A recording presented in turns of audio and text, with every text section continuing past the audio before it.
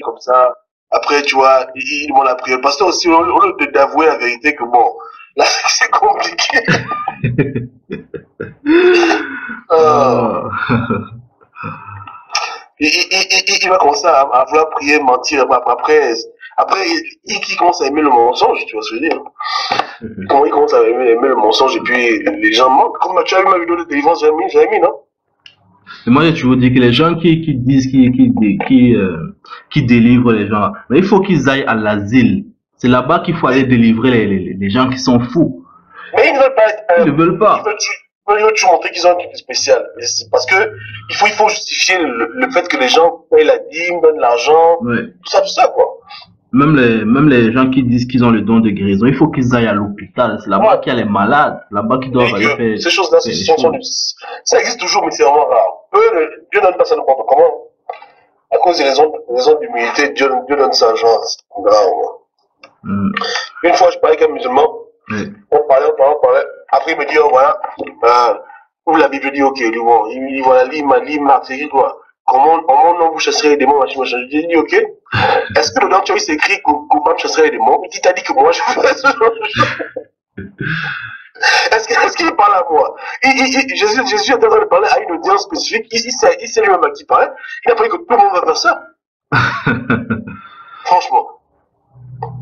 Mais souvent, on prend les paroles de Jésus et puis on veut se les appliquer à nous-mêmes. Et c'est Jésus là, je me dis que tout le monde doit faire ça. Et il parlait à quelqu'un. C'est comme si tu vois une scène, il est en train de dire, bon, au mon nom, voilà. Mais il parlait à des gens spécifiques, il parlait pas à tout le monde dans la terre entière.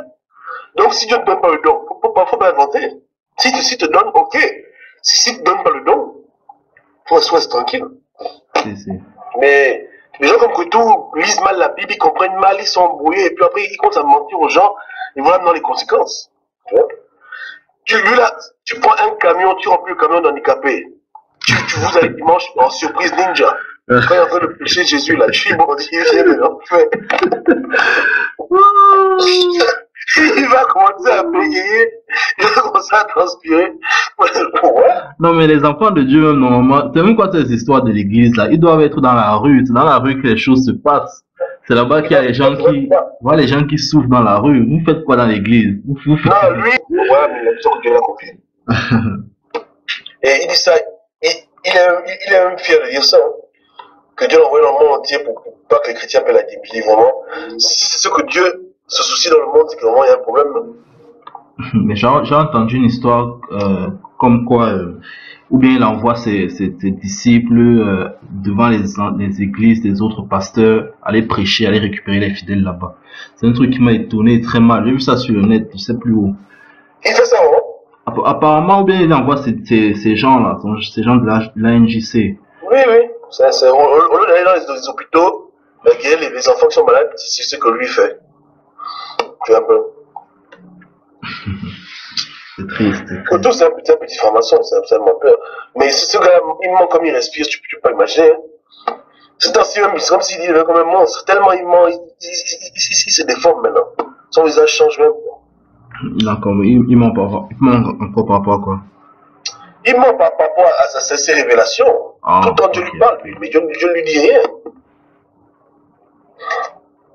Il ment trop, il ment comme il respire. Tu écoutes sa vidéo, tu vas se dire non, le gars exagère. Il dit aux gens qu'il ne faut pas invoquer le sang de Jésus. Il dit beaucoup de bêtises, ce gars, plein de bêtises. Plein de bêtises. Il rentre dans une salle, il dit bon, est-ce qu'il y a une fille qui s'appelle ma mamie ici? Une salle africaine.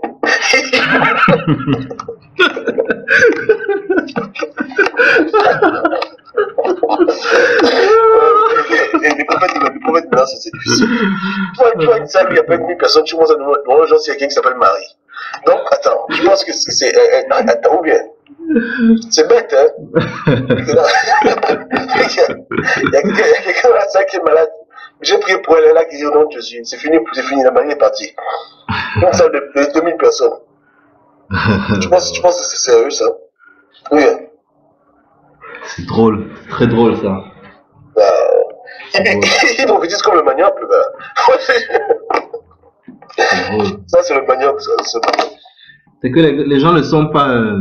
les gens ne sont pas audacieux. Pourtant, c'est facile de vérifier si quelqu'un a un don. Tu amènes les paralytiques, les estropiés, tout le Ils ne monde. veulent pas vérifier parce qu'ils veulent continuer à croire au mensonge. Dieu, comment on dit, Dieu les a frappés des gars morts. Comme ils ont rejeté Jésus-Christ. Ouais. Tu vois un peu? Maintenant, ils ne veulent pas voir la vérité en face. Tu vois un peu? Ils veulent se convaincre que le gars a des dons, des pouvoirs, alors qu'il n'a rien. Et même ils le savent. Tu vois ce que je veux dire? Comme ça. Mais ils veulent pas que quelqu'un vérifie ça. Ils veulent que ça reste comme ça, comme un mystère, tu vois. Ouais. C'est malheureux. Hein? Jésus, lui, quand il est quelque part, on ne dit pas que Jésus choisissait les malades. Lui, toute maladie, tu viens, il te guérit. Tu vois, voici le vrai nom de guérison. Mais les gens comme Choa Kotou, eux, ils choisissent leur combat. Ils aiment prier pour les maladies invisibles. Tu vois un peu, non? Mal de ventre, mal de tête, rhume, cancer, tu vois, des trucs que donc tu sais que là c'est flou, tu vois un peu. Ah ouais. Mais les trucs tangibles où le pied dans le poussé, il fuit, hein. Tu vois un peu. Ouais. Je dis que, moi, tant que je ne peux pas prier pour quelqu'un, son pied repousse, je ne prie pas pour les gens pour la maladie. Hein. Parce que quand je prie pour les gens, je dis Seigneur Jésus, aie pitié de lui. Donc tu demandes à Jésus de faire un miracle. Comme tu fais pas un miracle, tu dis Seigneur, aie pitié de cet homme, c'est tout. Et Dieu fera ce qu'il veut. Mais prétendre avoir un don, c'est différent. Il y a une différence entre prier pour quelqu'un pour qu'il guérisse, c'est-à-dire demander à Dieu d'avoir pitié, et avoir le don. Le don, tu fais ce que tu veux. Ouais. Tu peux guérir les gens matin, midi et soir, Dieu t'a déjà donné la puissance, tu vois, non? Ouais. La prière, tu demandes que Dieu agisse. Donc c'est deux choses différentes. Les gens confondent les deux et ils jouent à cache-cache. Tu vois ce que je veux dire? Je vois ce que tu veux dire. Comme ça.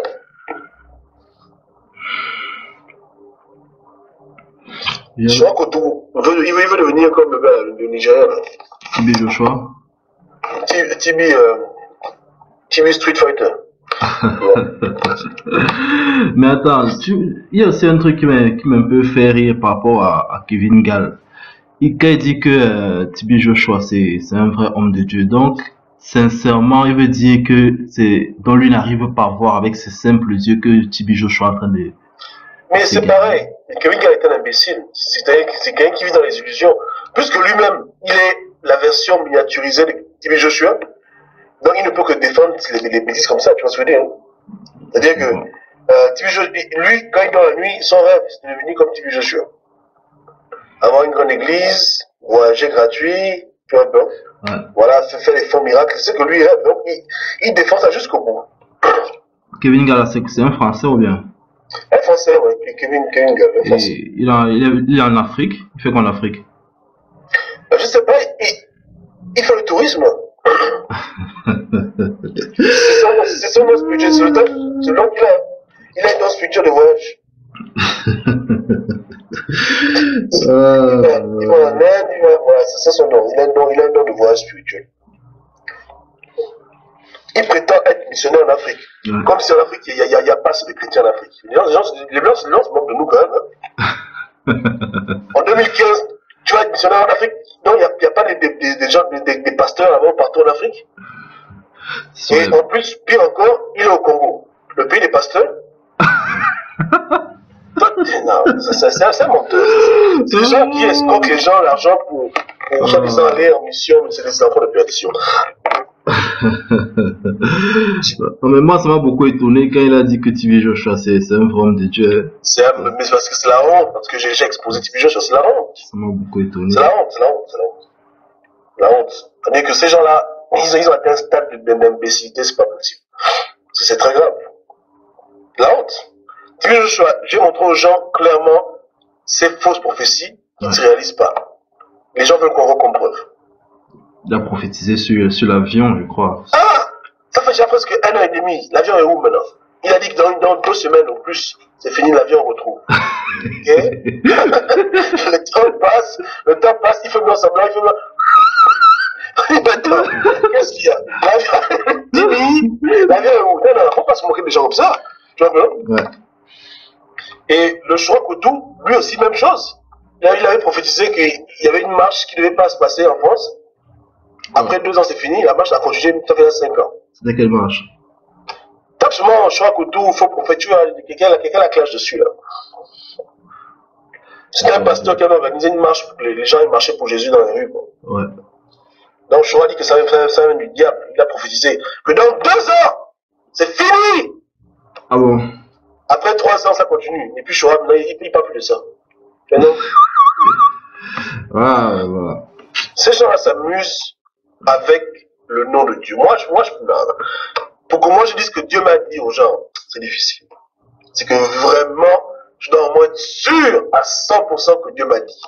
Prendre blague avec Dieu, c'est dangereux. Il est mieux de dire que bon, je pense que, j'analyse que, j'ai vu, si j'ai une vision, mais dire que Dieu a dit, ici, ça, non. ça, moi, les gens à la retraite, hein, je t'ai dit. Comme mes frères chrétiens qui sont en train de dire que le 15 septembre, il y aura un enlèvement. Moi, j'observe seulement, je ne parle pas beaucoup. Voici les choses qui vont faire que Kevin Gall va encore venir vous insulter que non, vous êtes des faux prophètes. Il faut faire attention. Attends, ils ont pris ça pour que le 15 septembre, il y a un enlèvement. Je sais pas où ça sort, mais parce que le 15 septembre, il y aura la lune qui sera rouge comme le sang. Il n'y a pas pour un signe, même si je sais même pas, mais je m'en fous, même, je ne sais pas quoi. Non, moi, j'ai dit que non, soyez prudents. Mettez point d'interrogation derrière la question. Changez cette affirmation en une interrogation. Tu vois bon? Ça ne vous coûte rien. Comme ça, au moins, si rien ne se passe, vous direz aux gens que bon, c'est pas grave. C'était seulement un pronostic. Tu vois un peu, non? Ouais. Parce qu'il y a de mal quand un pronostic. Tout le monde peut pronostiquer. C'est pas terrible de pronostiquer.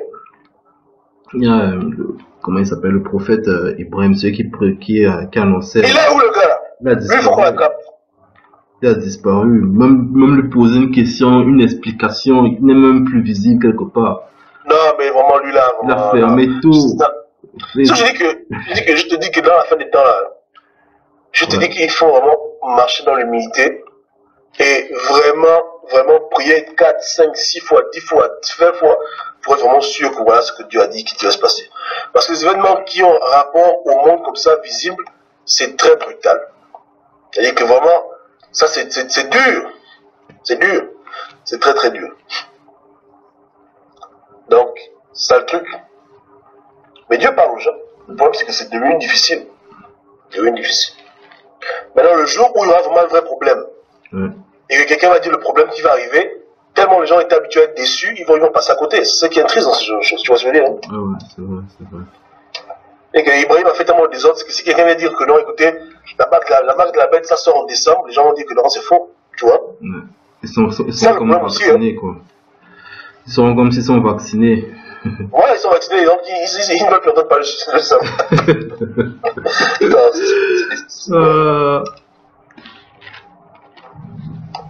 C'est dur, hein. C'est vraiment dur. Que Jésus-Christ lui-même revienne sur le terme. La situation est dramatique. La situation est dramatique.